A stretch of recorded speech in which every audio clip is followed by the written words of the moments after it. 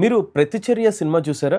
ఒక సీన్‌లో ఓలా ఎలక్ట్రిక్ స్కూటర్‌ని రిమోట్‌గా హ్యాక్ చేస్తారు. ఆ తర్వాత స్కూటర్ ఫైర్ అవుతుంది. ఆ సీన్ చూసిన తర్వాత చాలా మంది ఆశ్చర్యపోవడం జరిగింది. వాళ్ళకొచ్చిన డౌట్ ఏంటంటే ఇది నిజంగా జరుగుతుందా? లేకపోతే సినిమా కోసం చేసారా? నేను ఈ వీడియోలో మీ క్వెషన్‌కి క్లారిటీగా సమాధానం అయితే చెప్తాను. బట్ ఒక్క సెంటెన్స్‌లో ఆన్సర్ చెప్పాలంటే మాత్రం ఇది పార్షియల్‌గా యెస్, పార్షియల్‌గా సినిమాటిక్ అని చెప్పొచ్చు. మరి ఏది నిజం, ఏది సినిమాటిక్ అని తెలుసుకోవాలంటే మాత్రం మీరు వీడియోని ఎండ్ వరకు చూడండి. నమస్తే, నేను మీ కృష్ణ చైతన్య మండేలో మీ ఈవీ కుర్రాడు. మీరు ఒక ఎలక్ట్రిక్ స్కూటర్ లేదా ఎలక్ట్రిక్ బైక్ లేదా ఎలక్ట్రిక్ సైకిల్ కొందాం అనుకుంటున్నారా? కానీ మంచి వెహికల్ ఏంటో తెలియక కన్ఫ్యూజ్ అవుతున్నారా? అయితే కేవలం ₹199 మన ఈవీ కుర్రాడు కోర్సులో జాయిన్ అవ్వండి. ఒక బెస్ట్ ఈవీ కొనుక్కోవడానికి కావాల్సిన నాలెడ్జ్ ని మీరే పొందండి. మొదటిగా ప్రస్తుతం ఉన్న మోడ్రన్ ఎలక్ట్రిక్ స్కూటర్స్‌లో అది టీవీఎస్ కానివ్వండి, ఏథర్ కానివ్వండి, ఓలా వంటి ఎలక్ట్రిక్ స్కూటర్స్‌లో వీటన్నిటిలో కూడా స్మార్ట్ ఫీచర్స్ ఉన్న ఎలక్ట్రిక్ స్కూటర్స్ కావడం వల్ల వీటిని కంప్యూటర్ ఆన్ వీల్స్ అని కూడా పిలుస్తూ ఉంటారు. సో ఇందులో ఈ ఎలక్ట్రిక్ స్కూటర్స్‌లో మెయిన్‌గా ఉన్న కాంపోనెంట్స్ ఏంటో తెలుసుకుందాం. ఒక ఎలక్ట్రిక్ స్కూటర్‌లో ఫస్ట్ మెయిన్ కాంపోనెంట్ ఏంటంటే BMS అంటారు. దీన్నే బ్యాటరీ మేనేజ్మెంట్ సిస్టమ్ అని కూడా పిలుస్తారు. సో ఈ బ్యాటరీ మేనేజ్మెంట్ సిస్టమ్ ఏంటంటే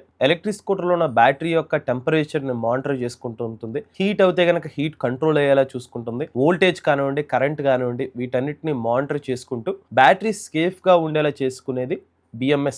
నెక్స్ట్ చూసుకున్నట్లయితే ECU, ఎలక్ట్రానిక్ కంట్రోల్ యూనిట్. ఒక మోటార్ ఎంత పవర్ అవుట్పుట్ తీసుకోవాలి, అలానే బ్రేకింగ్ ఎలా చేయాలి, ఈ పర్టికులర్ మెకానిజం అంతా కూడా కంట్రోల్ చేసుకునేది ఈ ఎలక్ట్రానిక్ కంట్రోల్ యూనిట్ అనమాట. నెక్స్ట్ వచ్చేసరికి టెలిమాటిక్స్ అనమాట.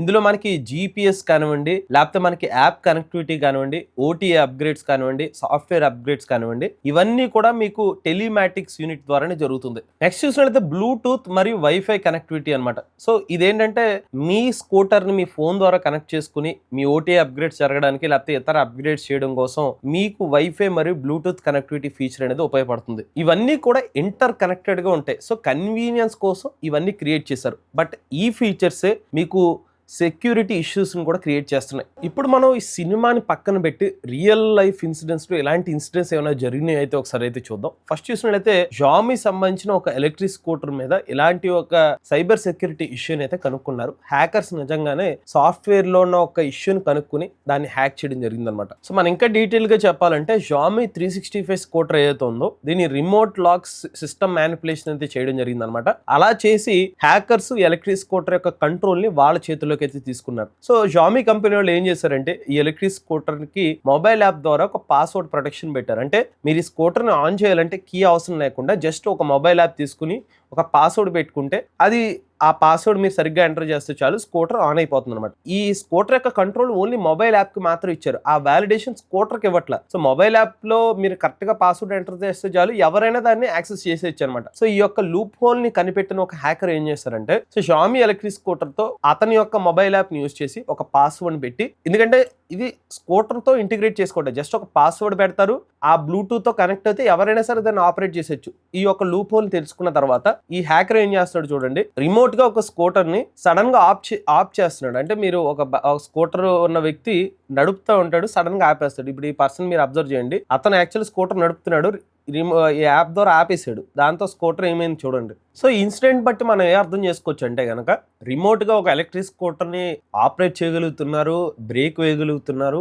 ఈవెన్ కావాలంటే యాక్సలరేషన్ కూడా చేయగలుగుతున్నారు. ఇంకొక ముఖ్యమైన విషయం ఏంటంటే ఇది ఎక్కడో ల్యాబొరేటరీలో చేసిన టెస్ట్ కాదు, రియల్ లైఫ్లో రియల్ వరల్డ్ సినారియోలో ఒక పర్సన్ ఇలా హ్యాక్ చేసి చూపించిన ఒక ఎగ్జాంపుల్. సో ఇప్పుడు Xiaomi సంబంధించిన ఎలక్ట్రిక్ స్కూటర్ ఎగ్జాంపుల్ చూసుకున్నట్లయితే బ్లూటూత్లో ఒక ఇష్యూని కనుక్కుని, అంటే బ్లూటూత్ ద్వారా ఒక హ్యాకింగ్ అనేది మెకానిజం అయితే చూసాం. రెండో కేసు చూసుకున్నట్లయితే నిసాన్ లీఫ్ ఎలక్ట్రిక్ కార్ లో టెలిమాటిక్స్ యూనిట్ లో ఒక ఇష్యూని కనుక్కుని టెలిమాటిక్స్ యూనిట్ ద్వారా హ్యాక్ చేశారన్నమాట. సో టెలిమాటిక్ యూనిట్ ద్వారా ఈ కార్ లోపల సాఫ్ట్వేర్ లోకి ప్రవేశించడం జరిగింది. BMS సంబంధించిన యాక్సెస్ తీసుకుని బ్యాటరీని రిమోట్ గా డ్రైన్ చేయడం మొదలు పెట్టారు. అంటే ఈ ఎలక్ట్రిక్ స్కూటర్ నడపకపోయినా ఒక ప్లేస్ లో పార్క్ చేసినా దాన్ని డ్రైన్ చేస్తారన్నమాట. పైగా ఇన్సిడెంట్ ఎప్పుడు జరిగింది అనుకుంటున్నారు? 10 సంవత్సరాల క్రితం 2016లో జరిగిన ఒక ఇన్సిడెంట్. ఈ ఇన్సిడెంట్ లో కూడా టెలిమాటిక్స్ యూనిట్ ద్వారా ఒక కార్లోకి చొరబడడం జరిగింది. జస్ట్ దాని ద్వారా లోపల ఉన్న BMS ని ఇంటిగ్రేట్ చేసుకుంటూ BMS ద్వారా కార్ లోపల ఉన్న బ్యాటరీ సిస్టమ్ అయితే వీళ్ళు అటాక్ చేయడం జరిగింది. అలానే రీసెంట్ గా 2026 సంవత్సరంలోనే జీరో మోటార్ సైకిల్స్ వాళ్ళ అఫీషియల్ సాఫ్ట్వేర్ ఏదైతే ఉండదో ఎలక్ట్రిక్ బైక్ లో యూజ్ చేసిన ఫార్మ్ వైర్ మీద కూడా కొన్ని సైబర్ సెక్యూరిటీ ఇష్యూస్ ఉన్నట్టుగా అమెరికా సైబర్ డిఫెన్స్ ఏజెన్సీ వాళ్ళైతే ఒక రిపోర్ట్ అయితే ఇచ్చారన్నమాట. అగైన్ ఇక్కడ ఏం చేశారంటే వీళ్ళ యొక్క సాఫ్ట్వేర్ ని కాంప్రమైజ్ చేయడం జరిగింది. అంటే వీళ్ళు హ్యాక్ చేయగలిగారు, రిమోట్ గా బైక్ ని ఆన్ చేయడం, ఆఫ్ చేయడం, యాక్సలరేషన్ వంటి పనులు అయితే ఆపరేట్ చేయగలిగారు. మనకి ఈ పర్టికులర్ ఎగ్జాంపుల్స్ ద్వారా అర్థమైన విషయం ఏంటంటే మనం ఎలక్ట్రిక్ వాహనాల్ని రిమోట్ గా హ్యాక్ చేయవచ్చు, కొన్ని ఆపరేషన్స్ చేయవచ్చు అని మన అర్థం అవుతుంది. హ్యాక్ చేయడం పాసిబుల్ అని మనకు తెలిసింది. కానీ ప్రతిచర్య సినిమాలు చూపించినట్టుగా రిమోట్ గా ఒక ఎలక్ట్రిక్ స్కూటర్ ఇప్పుడు ఫైర్ చేయొచ్చా లేదా ఇది తెలుసుకోవాలంటే మనం లిథియం అయాన్ బ్యాటరీ ప్యాక్ లోని థర్మల్ రన్అవే గురించి తెలుసుకోవాలి. మన థర్మల్ రన్అవే ఏంటంటే లిథియం అయాన్ బ్యాటరీ ప్యాక్ లో మనం ఎప్పుడైతే సెల్స్ యొక్క టెంపరేచర్ ని కంట్రోల్ చేయలేకపోతామో అప్పుడు మనకి థర్మల్ రన్అవే అనే ఒక ప్రాసెస్ అనేది స్టార్ట్ అవుతుంది అనమాట. సో ఈ థర్మల్ రన్అవే ప్రాసెస్ ఎలా జరుగుతుందంటే లిథియం అయాన్ బ్యాటరీ ప్యాక్ లో ఉన్న సెల్స్ టెంపరేచర్ పెరుగుతూ వెళ్తుంది. ఆ టెంపరేచర్ పెరిగిన తర్వాత ఒక కెమికల్ రియాక్షన్ అనేది స్టార్ట్ అవుతుంది అనమాట. ఈ కెమికల్ రియాక్షన్ మొదలైన తర్వాత టెంపరేచర్ ఇంకా బాగా ఎక్కువ పెరుగుతుంది అనమాట. ఎప్పుడైతే ఈ చైన్ రియాక్షన్ పదే జరుగుతూ ఉంటుందో ఒకానొక టైంలో ఒక 500 డిగ్రీ సెంటిగ్రేడ్ టెంపరేచర్ రీచ్ అయిపోతుంది. అంత ఎక్కువ టెంపరేచర్ రీచ్ అయిపోయిన తర్వాత ఈ సెల్స్ కాస్త కాలిపోతాయి అనమాట. మంటల కింద వచ్చేసిన తర్వాత మనకి హార్మ్ఫుల్ గ్యాసెస్, టాక్సిక్ గ్యాసెస్ అనేవి బయటకు వస్తాయి. అంతేకాదు ఆ బ్యాటరీ ప్యాక్ కాలిపోయే అవకాశం అయితే ఉంటుంది. దీన్నే థర్మల్ రన్అవే అని పిలుస్తారు. మరి ఇది ఎందుకు జరుగుతుందంటే మనకి ఫిజికల్ డ్యామేజ్ వల్ల కానివ్వండి, ఓవర్ ఛార్జింగ్ కానివ్వండి, ఎక్స్ట్రీమ్ హై టెంపరేచర్స్, బయట ఉన్న ఎక్స్ట్రీమ్ హై టెంపరేచర్స్ వల్ల కానివ్వండి, ఫాల్టీ సెల్స్, బ్యాటరీ ప్యాక్ లో ఏదైనా ఫాల్టీ సెల్స్ యూజ్ చేయడం వల్ల కానివ్వండి మనకి ఇలాగా థర్మల్ రన్అవే ఈవెంట్ జరిగే అవకాశం అయితే ఉంటుంది. ఇప్పుడు అసలు ప్రశ్న ఏంటంటే హ్యాక్ చేసి ఇది ట్రిగర్ చేయొచ్చా అంటే మనకి థియరాటికల్ గా అయితే పాసిబిలిటీ అయితే ఉంటుంది కానీ బట్ ప్రాక్టికల్ గా ఇది చేయడం అంటే రీసెర్చర్లు కానివ్వండి, ఎక్స్పర్ట్స్ చెప్పే విషయం ఏంటంటే ఇది చాలా కష్టం అనేది చెప్తున్నారు. ఒక రీసెర్చ్ పేపర్ ఏం చెప్తుందంటే అటాకర్ కనుక బిఎంఎస్ ఫార్మ్వేర్ కనుక ట్యాంపర్ చేయగలిగితే ఆ బ్యాటరీ ప్యాక్ యొక్క థ్రెషోల్డ్ లెవెల్స్ ని చేంజ్ చేయగలిగితే, మ్యానిపులేట్ చేయగలిగితే కనుక ఇలాగ రిమోట్ గా దీన్ని చేంజ్ చేసే అవకాశం అయితే ఉంటుందని చెప్తున్నారు. అంటే జస్ట్ ఇమాజిన్ చేసుకోండి, ఒక బిఎంఎస్ లో ఒక సెల్ యొక్క టెంపరేచర్ పలానా ఒక టెంపరేచర్ అయితే ఉంటుంది. అంటే ఈ 50 డిగ్రీస్ 60 డిగ్రీస్ వరకు ఉంటే ఓకే సేఫ్టీ, బట్ ఎప్పుడైతే 100 డిగ్రీస్ లేకపోతే 200 డిగ్రీ సెంటిగ్రేడ్ రీచ్ అవుతుందంటే ఆ బ్యాటరీ ప్యాక్ వర్కింగ్ ఆగిపోవాలి, ఎందుకంటే బాగా ఓవర్ హీట్ అయిపోతున్నాయి అని వాళ్ళు కోడ్ రాశారు అనుకుందాం. బట్ బిఎంఎస్ ని ట్యాంపర్ చేస్తే ఏమవుతుందంటే ఆ వాల్యూస్ రాంగ్ గా చూపిస్తాయి అనమాట. అది నిజానికి ఒక 300 డిగ్రీ సెంటిగ్రేడ్కి వెళ్ళిపోయినా బిఎంఎస్ కి అది మాత్రం ఒక 60 డిగ్రీస్ లాగానే కనిపిస్తుంది. లేదంటే థ్రెషోల్డ్ వాల్యూనే ఒక 60 డిగ్రీస్ యొక్క థ్రెషోల్డ్ వాల్యూని కాస్త 200-300 డిగ్రీస్ పెట్టారనుకోండి, బిఎంఎస్ కాస్త 300 డిగ్రీ సెంటిగ్రేడ్ వెళ్ళినా కూడా బ్యాటరీ ప్యాక్ సేఫ్ గానే ఉంటుంది అని అనుకుంటుంది అనమాట. ఇలా ఎప్పుడైతే బిఎంఎస్ యొక్క ఫార్మ్వేర్ ని ట్యాంపర్ చేస్తే గనక ఈ బ్యాటరీ ప్యాక్ ని ఫైర్ చేసే అవకాశాలు అయితే ఉన్నాయి. ఇంకా మరో రీసెర్చ్ పేపర్ ఏం చెప్తుందంటే ఫాల్ట్ ఇంజెక్షన్ అటాక్, అంటే ఇది ఫాల్ట్ ఇంజెక్షన్ వోల్టేజ్ మరియు టెంపరేచర్ సెన్సార్ మీద అటాక్ చేస్తే ఇది పాసిబిలిటీ ఉంది. అంటే ఇప్పుడు మనకి బ్యాటరీ ప్యాక్స్ ఏదైతే ఉంటాయో అక్కడ కొన్ని సెన్సార్స్ ఉంటాయి అనమాట. టెంపరేచర్ ని డిటెక్ట్ చేసే సెన్సార్, వోల్టేజ్ డిటెక్ట్ చేసే సెన్సార్స్ అయితే ఉంటాయి. బట్ ఈ సెన్సార్ ని రాంగ్ నెంబర్స్ ని డిటెక్ట్ చేసేలా పెడతాయి. సో నిజానికి ఒక వోల్టేజ్ వచ్చేసరికి ఒక 100 వోల్టేజ్ ఉందనుకుందాం, ఆ 100 వోల్టేజ్ అది డిటెక్ట్ చేస్తే 100 అని చెప్పాలి. బట్ ఇది 100 డిటెక్ట్ చేసినా ఇది చెప్పడం ఒక 30 వోల్టేజ్ చెప్తే ఒక సేఫ్ గా తక్కువ వోల్టేజ్ లో ఉంది కదా అని డిటెక్ట్ చేసే అవకాశం ఉంటుంది. లేదు టెంపరేచర్ ఉంది, ఒక 100 డిగ్రీ సెంటిగ్రేడ్ ఉంది, నిజానికి 100 డిగ్రీ సెంటిగ్రేడ్ అయితే టెంపరేచర్ సెన్సార్ డిటెక్ట్ చేయాలి. బట్ అందులో అది ఫాల్టీ సెన్సార్ ఉందనుకోండి, 100 డిగ్రీ సెంటిగ్రేడ్ ఉంటే అది 30 డిగ్రీ సెంటిగ్రేడ్ కింద చూపిస్తే దాన్నే మనకి ఈ వోల్టేజ్ ఇంజెక్షన్ అటాక్ అని అంటారన్నమాట. సో సెన్సార్స్ పనిచేయకుండా ఉండేలా చేసి వాటిని మాల్ ఫంక్షన్ చేస్తే గనక ఈ అటాక్ పాసిబుల్ అయ్యే అవకాశం ఉంటుంది. అయితే ఇవి ల్యాబ్ కండిషన్స్ లో థియరటికల్ గా డెమాన్స్ట్రేట్ చేసిన ప్రూఫ్ ఆఫ్ కాన్సెప్ట్ ఏంటంటే బిఎంఎస్ యొక్క యాక్సెస్ ఆ అటాకర్ కి అవసరం అవుతుంది. ఎప్పుడైతే బిఎంఎస్ యొక్క యాక్సెస్ వచ్చినప్పుడు మాత్రమే అటాకర్ ఎలాంటి పనులు చేసే అవకాశం అయితే ఉంటుంది. అలానే ఆ అటాకర్ కి ఫార్మ్వేర్ యొక్క యాక్సెస్ ఉండాలి, వెహికల్ యొక్క వల్నరబుల్ కూడా తెలిసి ఉండాలి. అంతేగాని మనకి సినిమాలు చూపించినట్టుగా సెకండ్స్ లోనే ఆ వెహికల్ యొక్క యాక్సెస్ అంతా మొత్తం అతని చేతిలోకి అయితే వెళ్ళిపోదు అనమాట. అంతేకాకుండా ఒక బటన్ నొక్కి ఈ ప్రాసెస్ అయితే చేయలేము అనమాట. అంటే కాన్సెప్ట్ నిజమే, బట్ సినిమా ఎగ్జిక్యూషన్ ఎగ్జాగరేషన్ అనమాట.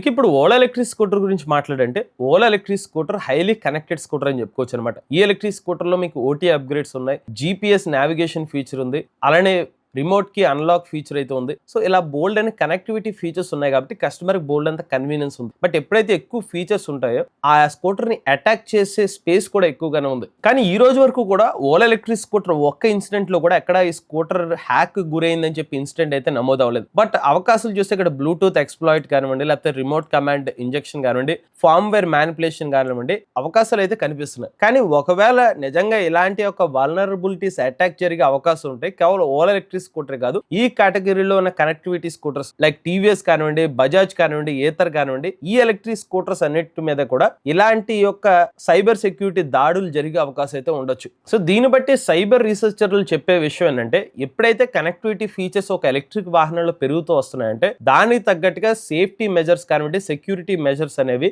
అంతే స్ట్రాంగ్ గా బిల్డ్ చేసుకోవాల్సిన అవసరం అయితే ఉంటుందని చెప్పి వాళ్ళు చెప్తూ ఉంటారు. ఇక ఇప్పటి వరకు మనకి ఎలక్ట్రిక్ వెహికల్ సెగ్మెంట్ లో కొన్ని ఫైర్ ఇన్సిడెంట్స్ కూడా జరిగినాయి అనమాట. బట్ మనం ప్రీవియస్ కేసెస్ చూస్తే ఎలక్ట్రిక్ వెహికల్ ఫైర్ ఇన్సిడెంట్స్ కి ప్రధాన కారణాలు చూసినట్లయితే ఎక్స్ట్రీమ్ హీట్, అంటే బయట ఉన్న ఎక్స్ట్రీమ్ హీట్ కండిషన్స్ వల్ల కొంత ప్రభావం జరిగితే, నాన్ సర్టిఫైడ్ ఛార్జర్, కంపెనీ వాళ్ళు చెప్పిన ఛార్జర్ కాకుండా వేరే ఛార్జర్ యూజ్ చేయడం, ఛార్జ్ పెట్టడం వల్ల, అలానే ఆ లిథియం అయన్ బ్యాటరీ ప్యాక్ లోపల సెల్స్ ఏమైనా ఫిజికల్ గా డ్యామేజ్ అవడం వల్ల కొన్నిసార్లు యాక్సిడెంట్స్ జరగడం, నెక్స్ట్ మ్యానుఫ్యాక్చరింగ్ డిఫెక్ట్ జరగడం వల్ల కూడా ఆ ఎలక్ట్రిక్ వెహికల్ కాలిపోయిన సందర్భాలు అయితే చూస్తూ ఉంటాం. మనకి ఇలాంటి ఫార్మ్వేర్ రిలేటెడ్ గా సైబర్ సెక్యూరిటీ దాడులు కాకుండా ఇలా ఫిజికల్ రిలేటెడ్ డ్యామేజెస్ కానివ్వండి, లేకపోతే మనకి ఓవర్ ఛార్జింగ్ కానివ్వండి, లేకపోతే మనకి అన్వాంటెడ్ ఛార్జెస్ యూజ్ చేయడం వల్ల ఇప్పటి వరకు మనకి ఎలక్ట్రిక్ వాహనాలు ఫైర్ ఇన్సిడెంట్ కి ప్రధాన కారణాలుగా కనిపిస్తున్నాయి. వీటన్నిటిలో ఎక్కడ కూడా హ్యాకింగ్ వల్ల ఒక ఎలక్ట్రిక్ వాహనం కాలిపోయిందని ఒక్క ఇన్సిడెంట్ కూడా నమోదైతే అవ్వలేదు. సో ఇప్పటి వరకు నమోదైన ఎలక్ట్రిక్ వెహికల్ ఇన్సిడెంట్స్ ఏదైతే ఉన్నాయో ఇవన్నీ కూడా మనకి రిమోట్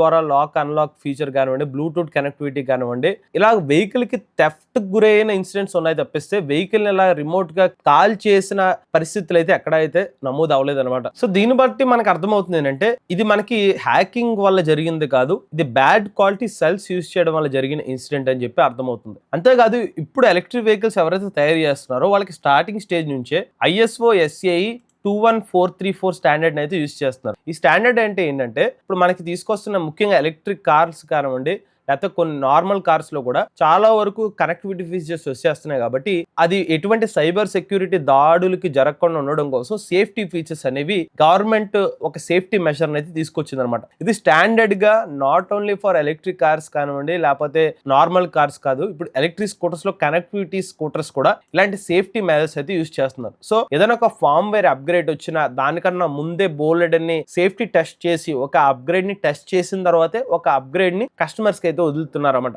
సో ఇలా ముందుగానే ఒక అటాక్ జరిగే అవకాశం ఉండకుండానే నివారిస్తున్నారన్నమాట. అంతేకాదు యాప్ కమ్యూనికేషన్ రిలేటెడ్ నెట్వర్క్ లో మనకి ఎన్క్రిప్టెడ్ డేటాను పెట్టడం, లేకపోతే BMS లెవెల్లో మల్టీ లెవెల్ సేఫ్టీని కూడా యాడ్ చేస్తున్నారు. దాంతో పాటుగా బగ్ బౌంటీ ప్రోగ్రామ్స్ కూడా నిర్వహిస్తున్నారు. ఎవరైనా రీసెర్చర్లు కనుక వల్నరబిలిటీస్ గుర్తిస్తే కనుక వాళ్ళకి క్యాష్ ప్రైస్ కూడా అందిస్తున్నారు. సో దీన్ని బట్టి అన్ని పర్ఫెక్ట్ అని కాదు, అలానే అన్ప్రొటెక్షన్ కాదు. సో ఇవన్నీ గమనించిన తర్వాత మీరు కనుక ఇలాంటి ఒక స్మార్ట్ కనెక్టివిటీ ఎలక్ట్రిక్ స్కూటర్ ఉపయోగిస్తుంటే మీరు తీసుకోవాల్సిన కొన్ని జాగ్రత్తలు ఏంటంటే, మీ ఫార్మ్వేర్ ని రెగ్యులర్ గా అప్గ్రేడ్ చేసుకుంటూ ఉండండి. అంటే మీకు ఏమైనా OT అప్గ్రేడ్స్ వస్తే వాటిని అప్డేట్ చేయండి. ఆ తర్వాత అనాథరైజ్ సిగ్నల్ బూస్టర్స్ అయితే యూజ్ చేయకండి. అంటే మీరు ఏదైనా ఒక ప్లేస్ లో మీ స్కూటర్ లో సిగ్నల్ సరిగ్గా రావట్లేదు, దానికి సిగ్నల్ బూస్టర్ ఇచ్చి కొంచెం ఎక్కువ సిగ్నల్ వస్తే నాకు స్కూటర్ బాగా పనిచేస్తుంది, అలాంటి సిగ్నల్ బూస్టర్ యూజ్ చేయకండి. మీ OEM చెప్పిన చార్జర్స్ మాత్రం యూజ్ చేయండి. అలానే మీ బ్యాటరీ ప్యాక్స్ ని కుదిరితే చెక్ చేసుకుంటూ ఉండండి. మీ బ్యాటరీస్ అయినా ఉబ్బిపోయినా, కొన్ని స్కూటర్స్ లో బ్యాటరీ ప్యాక్స్ బయటికి తీయడానికి వీలదు, బట్ కొన్ని బ్యాటరీస్ లో మనకి ఏమైనా కుదిరితే సర్వీస్ రిలేటెడ్ చెకింగ్ అయితే చేసుకోండి. బ్యాటరీస్ కండిషన్ బాగానే ఉందా,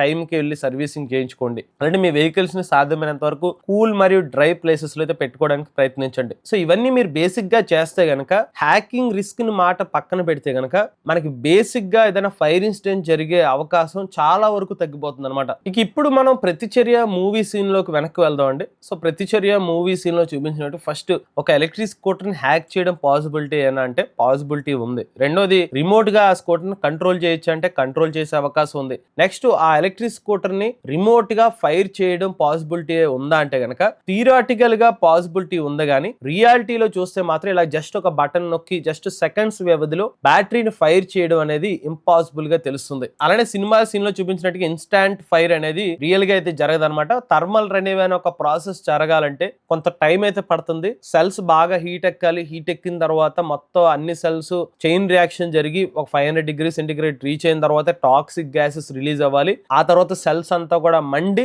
చివరిగా ఆ బ్యాటరీ ప్యాక్ కాలిపోయే అవకాశం ఉంటుంది. ఇదేదో సెకండ్స్ టైంలో అయితే పడుతుంది అనమాట, నిమిషాల టైమ్స్ అయితే పడుతుంది, కొన్నిసార్లు గంటల టైం కూడా పడుతూ ఉంటుంది. ఈవెన్ ఓలా ఎలక్ట్రిక్ స్కూటర్ సంబంధించిన ఇన్సిడెంట్స్ ఇప్పటివరకు ఏమైనా రికార్డ్ అయినాయి అంటే కనుక ఇప్పటివరకు కూడా ఎలాంటి సంఘటనలు అయితే నమోదైతే అవ్వలేదు అనమాట. ఇలాగా హ్యాక్ చేసి దాన్ని సిస్టమ్ యొక్క వల్నరబిలిటీస్ మీద అటాక్ చేసిన సందర్భాలు అయితే అయితే జరగలేదు. సో ఒక్క మాట అయితే చెప్పొచ్చు, సినిమా ఏదైతే ఉంటుందో ఎప్పుడైనా కూడా కాస్త వాస్తవంతో పోల్చినట్టయితే కొంచెం ఎక్కువ డ్రమాటిక్ గానే కనిపిస్తూ ఉంటుంది. అయితే ఈ సీన్ పూర్తిగా ఇమాజినరీ మీదే కాదు, సైబర్ సెక్యూరిటీ ఇష్యూస్ బేస్ చేసుకుని కూడా ఈ సీన్ అయితే రాసినట్టుగా తెలుస్తుంది. సో చివరిగా చెప్పే మాట ఏంటంటే, ఇప్పటి వరకు ఎలక్ట్రిక్ వెహికల్ కొనుగోలు చేసే వాళ్ళు ఎలక్ట్రిక్ వెహికల్ యొక్క రేంజ్ కానివ్వండి, ఛార్జింగ్ టైం కానివ్వండి, ప్రైస్ కానివ్వండి, వీటిని మాత్రమే చెక్ చేసుకుని కొనుక్కునేవాళ్ళు. ఇక మీదట స్లోగా ఎలక్ట్రిక్ వెహికల్ యొక్క సాఫ్ట్వేర్ సెక్యూరిటీ మీద కూడా అవగాహన పెంచుకోవాల్సిన అవసరం అయితే వచ్చే అవకాశం కనిపిస్తుంది. మీరు కూడా ఎలక్ట్రిక్ వెహికల్ ఉపయోగిస్తుంది, మీ ఓనర్షిప్ మాతో షేర్ చేద్దాం. అయితే స్క్రీన్ పై కనిపించే నెంబర్ వాట్సాప్ చేయండి, లేదంటే డిస్క్రిప్షన్ ఫామ్ ఫిల్ చేయండి. ఈ వీడియో కానీ మీరు నచ్చితే ఈవీ కొర్రాడు ఛానల్ సబ్స్క్రైబ్ చేసుకోండి. లేటెస్ట్ అప్డేట్స్ కోసం ఈవీ కొర్రాడు లైవ్ ఛానల్, ఆటోమొబైల్